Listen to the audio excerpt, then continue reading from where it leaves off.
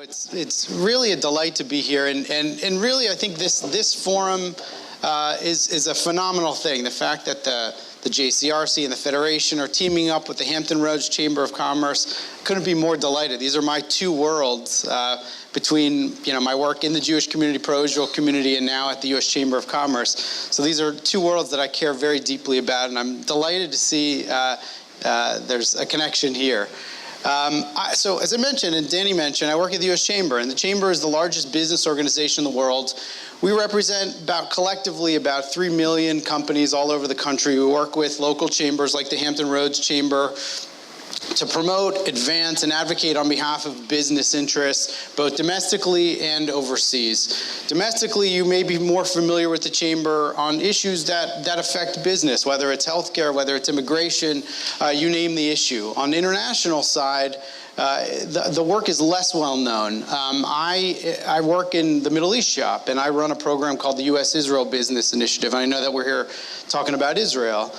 We developed a program about 5 years ago, not because because the U.S. Chamber of Commerce is a Zionist organization or a Jewish organization, but because we think that building a connection between the American business community and the Israeli business community is good for America.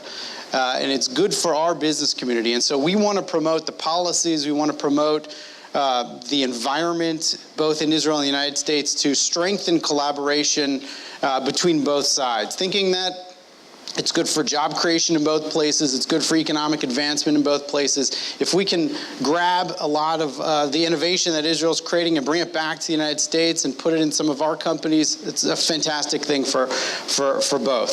So I'll stop there just to give you a flavor of what I do day to day. Okay, do we have a 12 hours? Just cut me off. First of all, while Israel is my passion, Virginia has become my love. So when you put the two together, it's an extraordinary opportunity. What I am trying to do in Virginia within the government is not just bring businesses together, but to execute and make sure that we execute different programs that bring businesses here and that help businesses here maybe succeed in selling more. My question that I get at the end of the year by the governor is very simple. How many jobs did you create?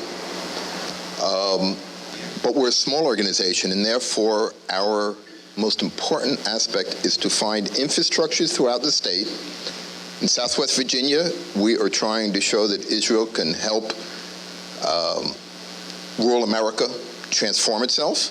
In Richmond, we have a life science program where we took 9 Israeli companies, and we have an initiative here in Hampton Roads you should know about. We're working with different kind of certified companies that do teaming agreements that we hope will bring more companies here. We have actual examples of those. We'll get into a lot of those. And we do, just one other thing that I would like to say, about 10% of our time is important, and it's about education and culture. Our biggest challenge is always to find a champion that will help us be proactive. And we have a children's program that's for 5 years. We want to take it to the next level and do some R&D.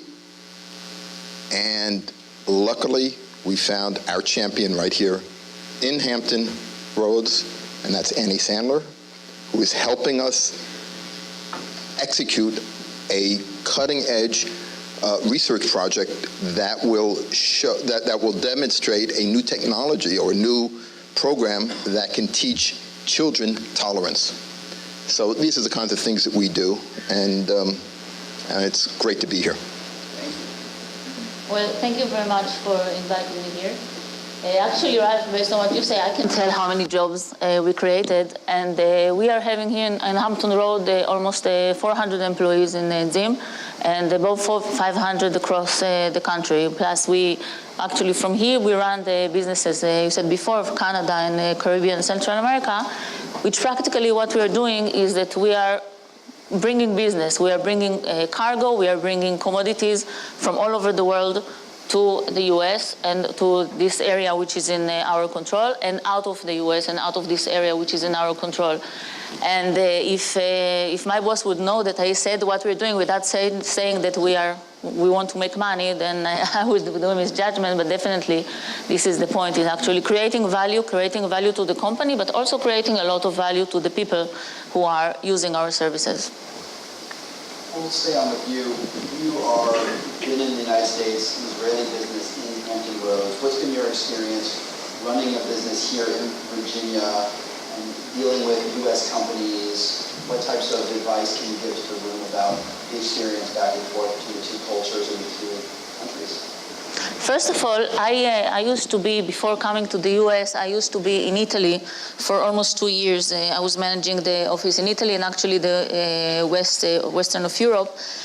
And I can tell that the main difference is the love that I feel to an Israeli business here in the US and in Hampton Road specifically. I can tell you that as an Israeli business, for me, we have containers, and if you don't know what a container with a ZIM logo written on, you can see outside here at the JCC, thanks to Alex, we do have 2 containers here that's supporting the JCC for their needs.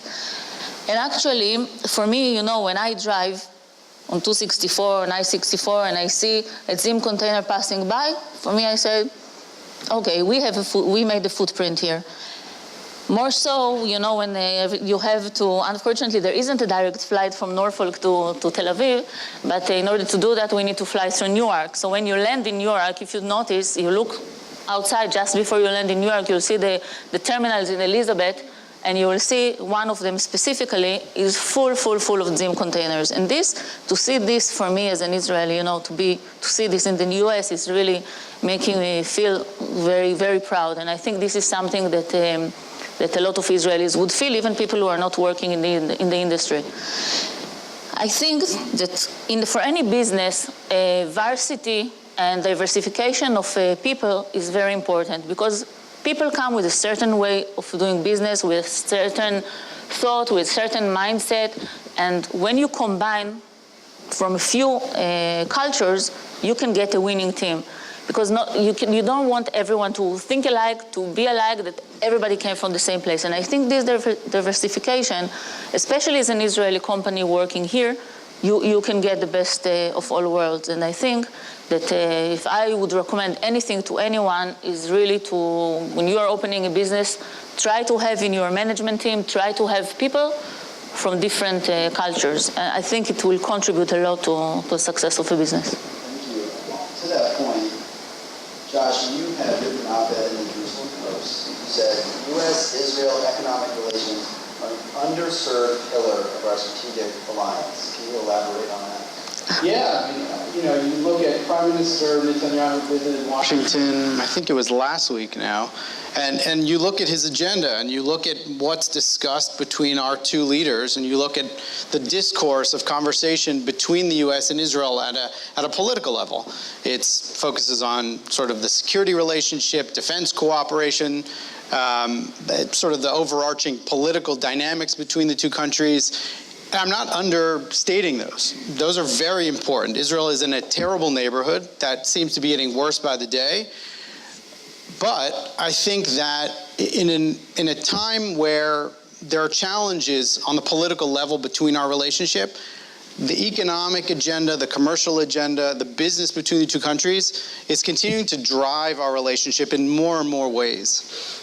And I think, and this is what we push at the U.S. Chamber, is that we want to just strengthen that leg of the relationship. We want to have more dialogue at the political level about how our 2 governments can strengthen the environment so that business can flourish between the 2 countries. This year is the 30th anniversary of the U.S.-Israel Free Trade Agreement. And this was the first trade agreement that was signed sort of in modern days between the United States and another country. Then trade between the U.S. and Israel was about $4.7 billion. Now it's about $40 billion, right? Israel is, it's off the charts in terms of Israel's contribution in foreign direct investment into the United States. In terms of U.S. exports to the Middle East, Israel's 1 or 2 in terms of the destination for exports. These things are enabled by good policies. And so I think what we need to do as the business community is continue to find ways to strengthen that pillar and add, that piece of the conversation about U.S.-Israel relations and the strategic nature of the U.S.-Israel relationship. Fortunately, folks like Ralph, who are flying back and forth every year to build those relationships and create partnerships. Ralph, can you give us an example of a recent American-Israeli business partnership or in Virginia that's happening now, and walk us through kind of how it came together and the process so people here can understand how these types of deals come together. Okay, first of all, you have to understand there's an expanse. You have the very large ones like the Sabra hummus factory, the largest hummus factory in the world in Chesterfield. That they came here, quite frankly, because PepsiCo wanted to come here, and they are a 50-50 partnership. But what we do is we're leveraging that opportunity, and we ask them, do you want to build, why don't you buy your chickpeas here in Virginia? Well, we don't grow chickpeas in Virginia. Make a long story short, we decided we got some money and we're doing R&D to try to grow the Sabra chickpea in Virginia. The soil's a little bit too damp. We're bringing in some experts from Israel to help that, and we can then create jobs for anywhere from 8,000 to 10,000 farmers just on that new product. In Hampton Roads, you say, well, what can we do in Hampton Roads? We have a project. Again, we start by looking for an infrastructure that's in place. We can't build our own infrastructure. We're too small. So we look for something in place and we reverse engineer. So what we identified is that there are many, perhaps more than anywhere else in the world, or in the US certainly, certified companies that are either women-owned or veteran-owned. You know, these categories are very important. What they miss sometimes is a unique product that would give them an advantage selling into the federal government. What we're doing is creating teaming agreements with medium-sized or even small-sized Israeli companies with unique technologies.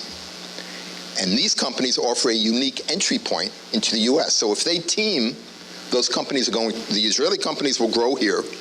The Virginia companies that are here in the Hampton area will also grow. Hopefully that will lead to manufacturing, and it'll be a snowball effect. We're working with the Israeli company's Amicel, and then there's mobility. There's a company here that does mobile army, basically army kinds of mobile communication platforms.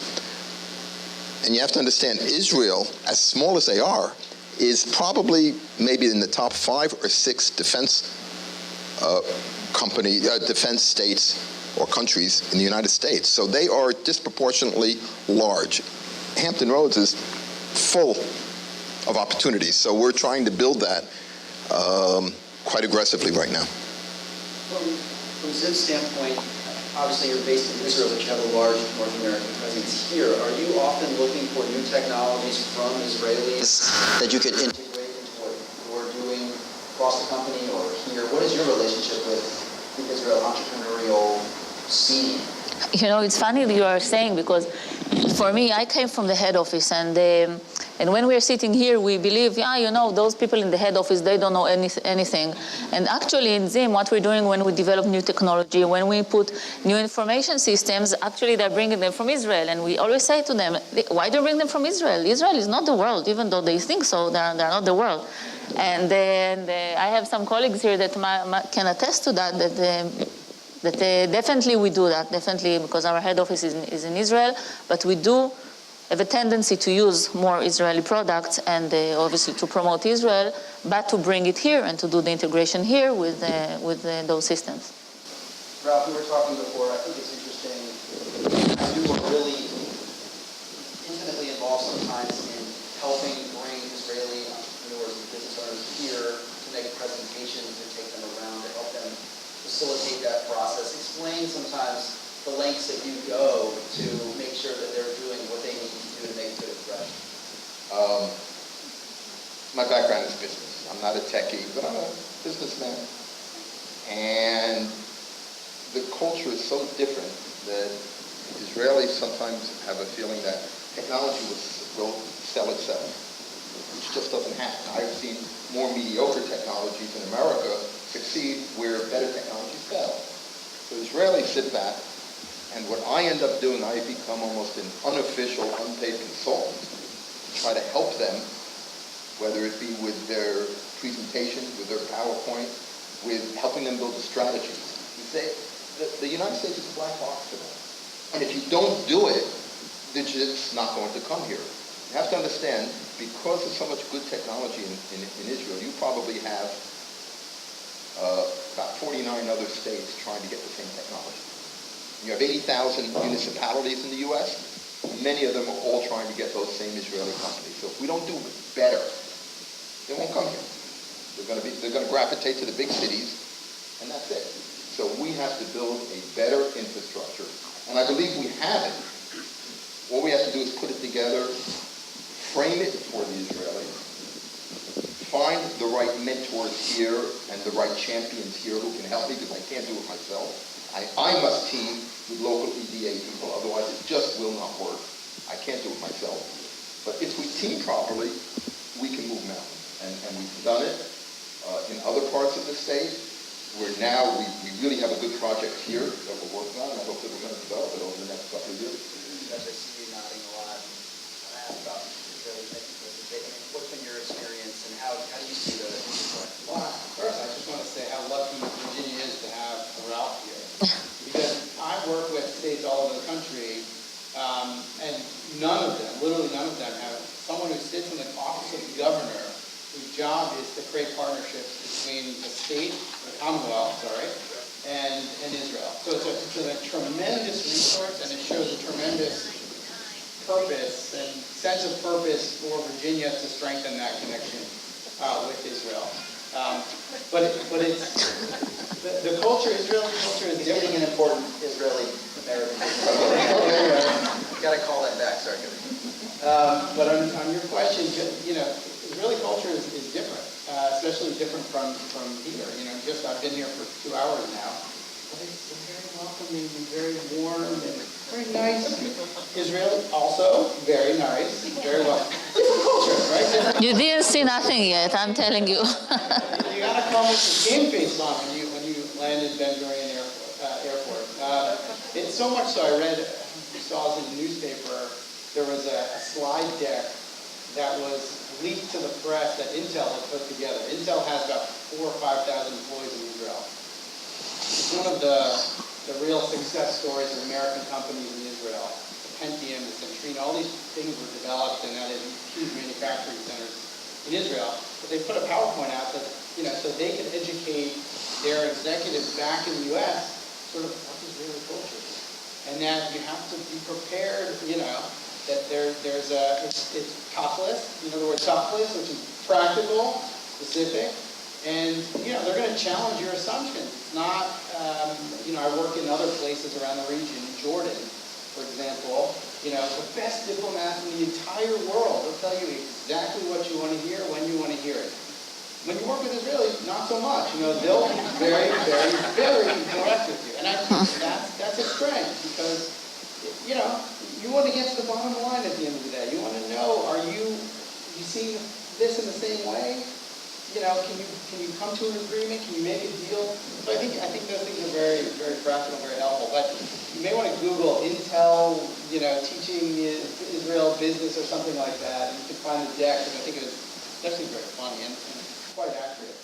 I think if we relate to what Ralph said, in terms of connecting the cultures, actually, in Israel we are people of here and now. If we want something or if we develop something, we want to see the immediate impact immediately. We don't understand that there is a time frame. For example, if we introduce a new terminal or a new trade, so we put a vessel and we publish, okay, in 1 month we're going to have a new service. If we don't have that service full in the first voyage, everybody is depressed. They don't understand that it takes time. It takes time, it takes patience. People need to create the trust. They want to work with you, and it's not so easy. And it goes together with the tachlis, but it's really here and now. We have to get what we want. And about this direct thing, I have some friends around the audience who know me, and it's just you always say what you think. I always believe that if you don't say to a person what is wrong or what is right, obviously, but also what is wrong, they can never learn and they can never do it better the next time, right? But some people have hard time to understand that. Actually, I sometimes learn that not everybody really wants to hear what I really think, you know. But let's assume that in the business, the people who work with me do want that. And actually, I had to teach myself how to do it in a more gentle way, in a more, you know, so it will be able, they will actually be able to listen and not just close themselves because they're so upset from this, you know. The flip side of I think, the culture in Israel, which I think is tremendous, is that, first of all, it's a very, very small country. Everyone lives, you know, unless you're living in the south or something, you know, everyone kind of lives, especially the business community, lives in one cluster. And it's totally informal, right? So I've been in meetings before, and something will come up. They'll say, hold on, let me call my cousin Shmuley and give you an answer, right? Yeah. Hold on 1 second. Pick up the phone, call. It's just very informal, and it's easy to do business in Israel because of that. And, you know, that structure of sort of corporate structure and hierarchy and doesn't exist as much. It's way more amorphous, and I think that serves Israel well because, you know, the business community can act very quickly and react quickly, and you can get answers. As companies looking to do business, you get answers very quickly and get to the right people quickly as well. This is a question for all of you. How could businesses here take aspects of Israeli business and like the way they operate and apply it to what they do here stateside? Are there little strategies you think would be useful in America? Would it not work in our culture? Open to any of this. What do you think we could apply? First of all, you have to read the premier, and that's Startup Nation, which Josh helped write, by the way.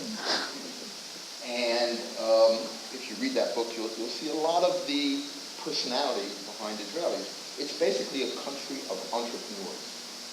And the country has reacted to that. And I'll just give you one simple example that you can all understand. Some say that the Six-Day War actually started because of lack of water. It was really, they were fighting over water. There was no answer. You know, you can't just find water in wells. You just don't have it. But over the last 10 years, Israel made it their goal to become independent of water. And they have built more desalination plants per capita than anyone else in the world. They are totally self-sufficient. In fact, they can now give water to their neighbors. You want to kill them sometimes, but they still give water to them because that's the way they are. They poison the water usually, so they did. So, I mean, that's just an example on the state level. So if you're in government here, it just shows you the kind of drive that Israel succeeded, where they succeeded to make something happen. You know, we always talk how sometimes the entrepreneurship is being lost in America today. You don't have the same entrepreneurship sometimes that we might have had many times ago, with obvious exceptions. But in government,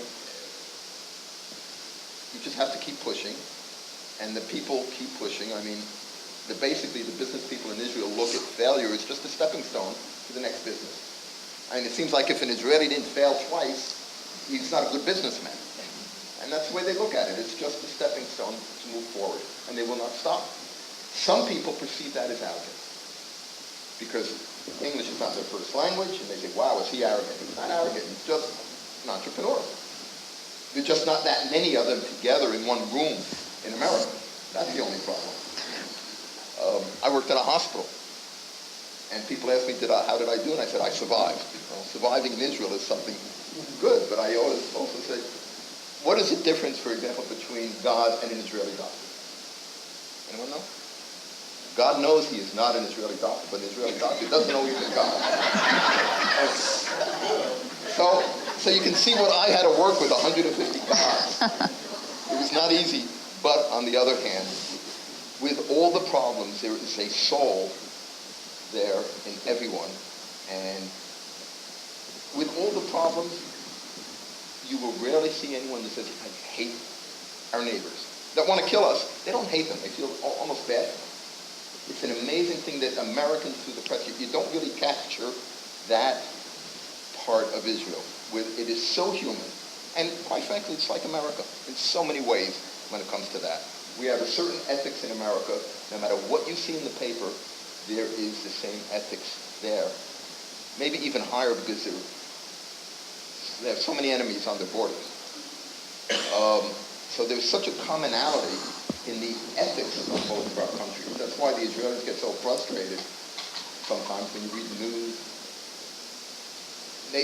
They feel sometimes unappreciated, which is sort of sad, because they are so much like Americans in terms of the ethics. And I think if you get a chance to go there and really see the people and work with them, you'll find that out. And that's the beautiful part of Israel. It comes elections, and it's happened to me. I was at a red light, and somebody said, turn down your window. In America, you would put up your window. You're afraid it's going to maybe shoot you. There, it puts down the window at a red light, turns green, won't move. Who are you voting for? And if I don't say the right person, he won't move until I agree to vote for the other person. But that's the way it is. But that's the beauty of the country. I think there's I think this maybe you're defining two extreme cases, and always there says the truth is somewhere in the middle. I think if you would say, if I try to look at my American team, or the people in the Americans in my team, or the Israelis in my team, I think that yes, it could be that sometimes Americans have much higher discipline, and Israelis completely not. I mean, if you have to run Israeli, and I have one of them here. If you have to manage Israeli people, it's not easy because the hierarchy, as Josh, as you said before, the hierarchy, yes, there is a title, and there's the president and the vice president, but it doesn't really matter, because I believe that people, and it's an Israeli thing, that anyone can talk to the president and tell them what they think. And if you sit at the table, you have to realize that the people that are doing the job, they know better than the manager how to do the job and how to improve it, how to get efficiencies, how to save money. I mean, they know better. And they need to be able to come and have the confidence that they can say what they think, they can say what they know. And yes, they can fail. You are right, Ralph. They can fail, but it's okay. If you don't try, you don't make mistakes. That's how it is. And definitely, Israelis, they don't have discipline. In Israel, and the CEO of Zim can tell somebody to do something.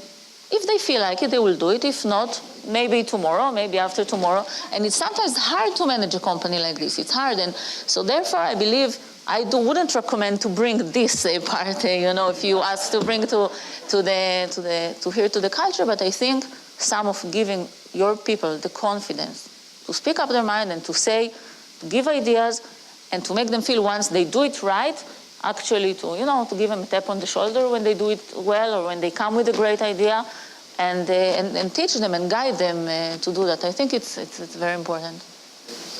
I'm happy to open up to questions if anybody has, or I'll keep going, but I wanted to make it available. Okay, well, while you're thinking of questions, I'm going to keep asking questions.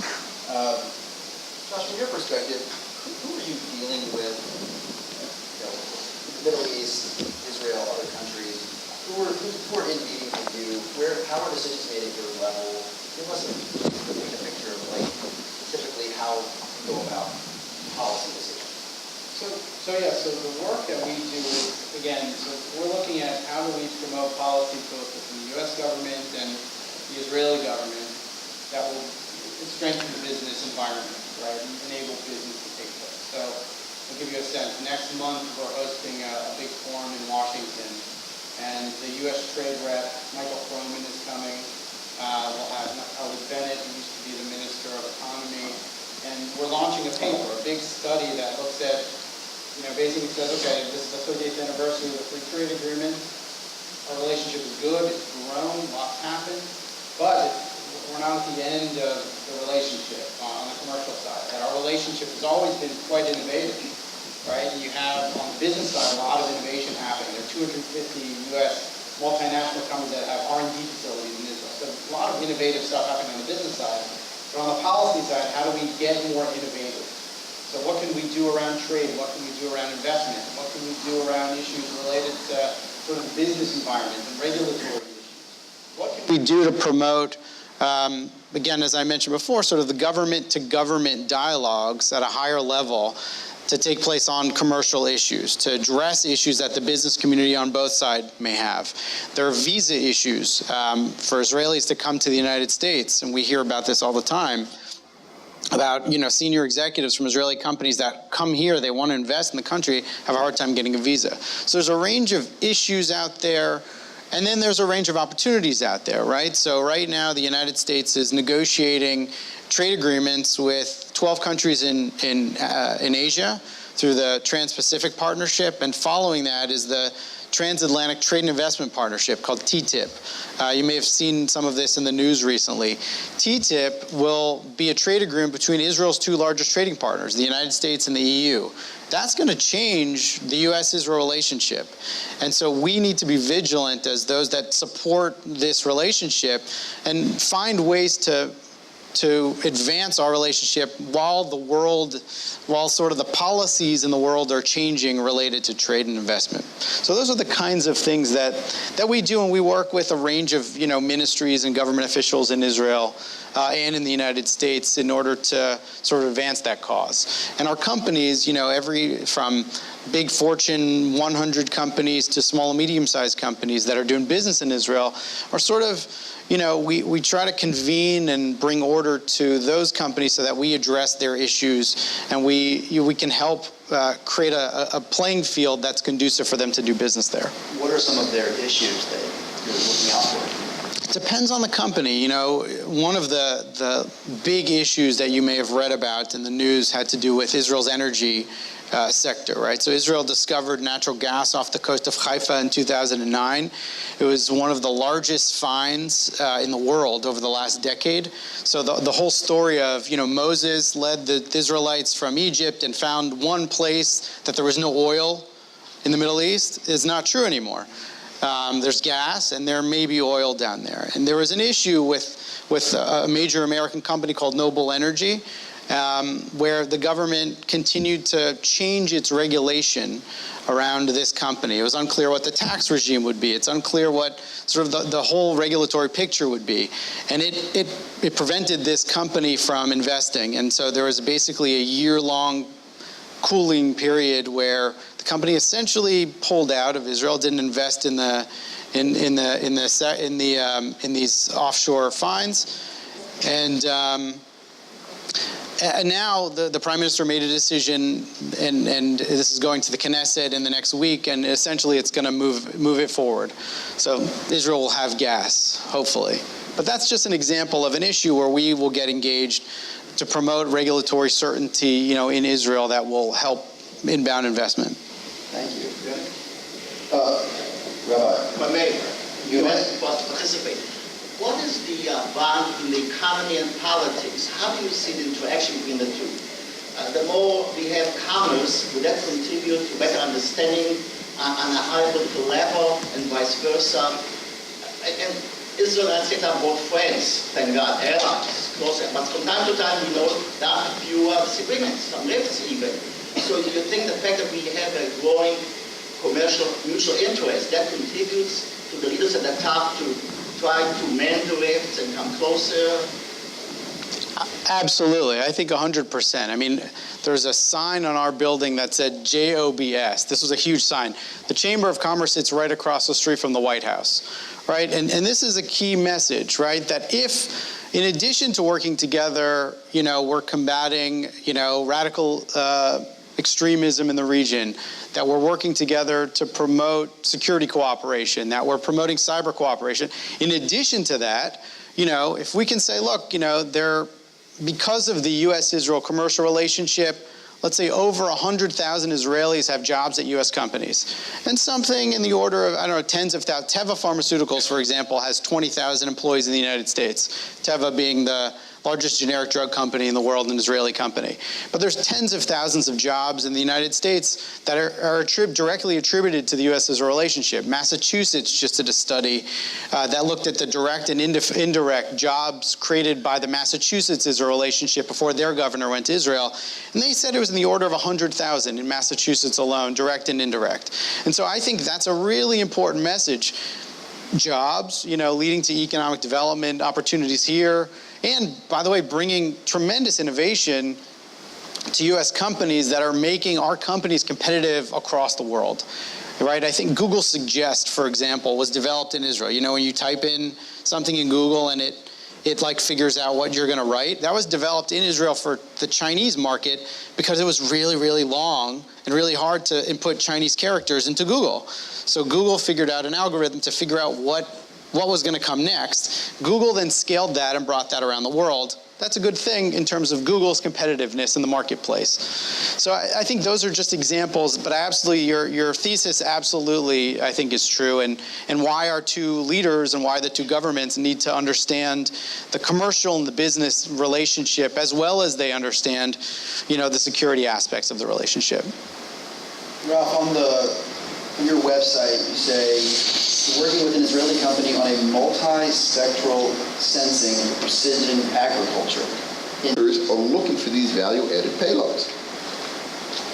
One solution is Amazon can deliver packages. I don't know if that's a value-added anything. I can't imagine that. But if you can do precision agriculture in a small scale, that's huge. Just to give you an idea, though, they don't want to do the flying of the plane. They only develop the payload. So they had to find a potential supplier who can fly these UAVs. And guess where they found one? Yes? Hampton Roads. A company called, and I love this, it's called Hazon in English, I must say.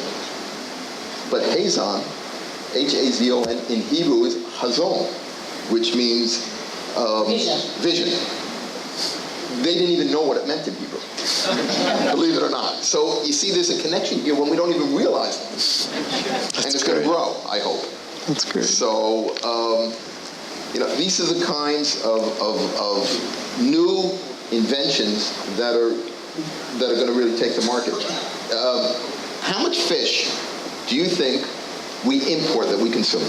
How much fish do we import into the United States? What percentage of what we consume is imported? Gefilte fish?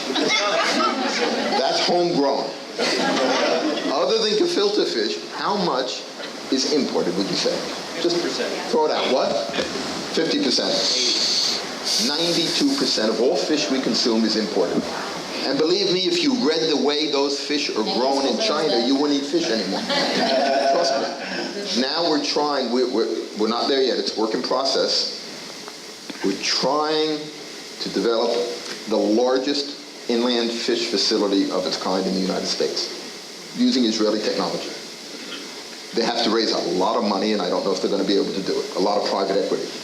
But I will tell you that, and this is sort of public if you look on their balance sheet, there are two funds in Southwest Virginia that will reinvest in new businesses. They don't have that many of them. And one of those funds gave a conditional grant of double the amount that they ever gave anyone else before. Why? Because they're not just going to bring a business, they're going to bring a new industry to Southwest Virginia.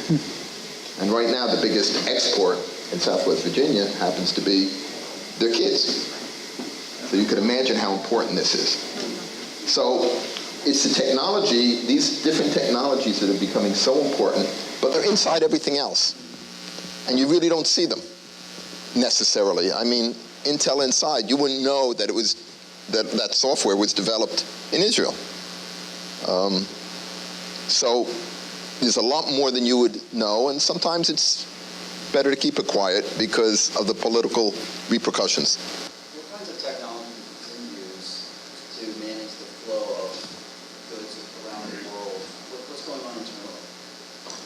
Well, obviously, you need different types of technologies. You have technologies for the ships. We just lately inserted in all our vessels a new system, VLP, Vessel Loading Plan, which actually optimizes the loading when you come to a certain terminal, how to load the containers based on their weight, based on where they have to be discharged, because obviously if you call first Shanghai and then you come to New York, Norfolk, and Savannah, you would want to put the Savannah containers as low as possible, so when you come to New York, you don't have to take everything out, and so this is the type of technology that we are using.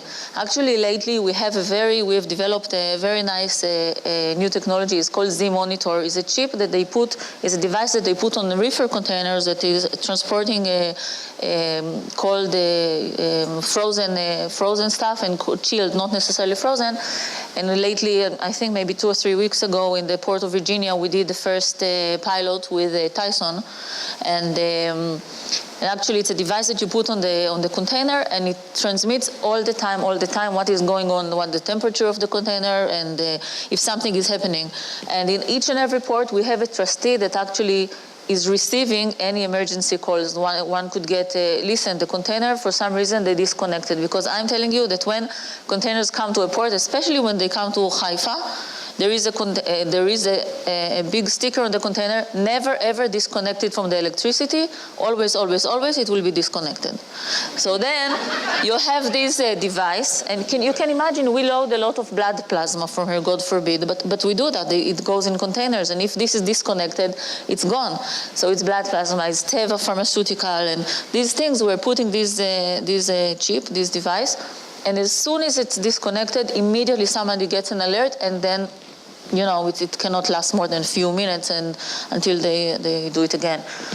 Obviously, we use other technologies in managing the business, But this is SAP is our chosen. We work a lot with IBM, and CRM is a customer relation management system. But I think more the operational ones are the most important ones. Yeah. Josh, for people to gain resources, information from the chamber, where do you recommend they go to learn more at today? They want to start poking around their own business. Where would you direct them? Well, sure. The Hampton Roads Chamber is always a tremendous resource, and we can work with the Hampton Roads Chamber to make sure that they've got connections and whatever we can provide. We also, there are Israeli reps, Israeli commercial attachés that work and cover different states, and they represent the Ministry of Economy. So those could be good resources depending on your kind of company. They could direct you to different resources within the government of Israel. There's an office of the chief scientist that gives out grants if you're looking at sort of R&D partnerships and other kinds of programs like that. There's a lot of resources out there, but I think Ralph is probably going to be the best, knows the most about what's happening in the region, in the state, and can help plug you in as best as possible. What would you say? How would you, if somebody is ready to get things moving and they want to be a champion? Well, first of all, I'm going to put a forward on my phone to your phone. That's first of all. How would they get the process started? But if whether it be an EDA or a company or anyone else, just send an email and then be a little patient because we get a lot of emails, but we work on them. I have a small staff. And we can look at the opportunity, but always remember what we're hoping for is that the person at the other end will be a proactive champion, because it won't happen if you just send an email and expect my office to do all the work. I can't. We just don't have the bandwidth. And we aren't local. So the local champion is as important as I would be. It's really a partnership. And then we can make things happen. But if there's ever a problem, then we're there to help facilitate, to help understand if there's a language problem, if there's a cultural problem, if somebody sends something and a businessman doesn't get an answer, we come into play. And I will then go and sit in Israel if I have to help the Virginia company in any way I can, and vice versa. So you've got to be flexible, just start the process. We have time for one question if anybody has one out here. Otherwise, we will wrap it up. Well, Jay, yes. At the risk of abuse from everybody else, I just have one. And Josh, I don't know if you have the answer for this, but obviously it's advantageous to do business with Israel. They have so much to offer. What is the status of business relations with their neighbors? Imagine in Jordan and Egypt, there's a fair amount of interaction. How would you categorize it? So, yeah, this is something we've been working on. I've been working with an intra-regional group of business people, Israelis, Palestinians, Jordanians, even some folks from the Gulf. So I have a sense, and a lot of it's really under the radar, especially with the Gulf.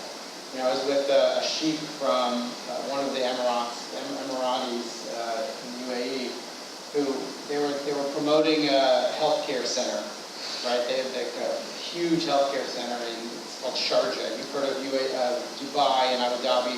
Sharjah is the next one. He said, you know, Israel is doing such great stuff, high-tech technology, you know. He said, we'd love to, you know, we really would like, and I know there are Israelis that come through on their passport, and there's a lot of stuff that does happen below the radar.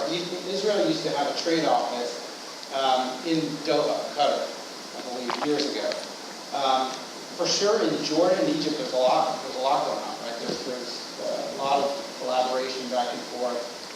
The gas issue that I mentioned, I'm particularly proud of, because I think it's interesting that there were MOUs signed between Israel and Egypt. This was the first sort of, I guess, agreement or development post the 1979 Camp David Accord. So there's some really interesting collaborations there for Israel to sell gas to Egypt, for Israel to sell gas to Jordan. Israel obviously already sells gas to Palestinian Authority, as they do water. But I think there's a lot of interesting areas of collaboration. There's, I think, 8 or 10 direct flights from Tel Aviv to Istanbul every day. So even though the political situation doesn't seem great, the business is booming between Israel and Turkey. And I think that's a good thing, because, you know, and I guess what I found, especially in working with these business people, you take the politics out, people just, you know, again, want to make money. And I think that's a good thing in this part of the world.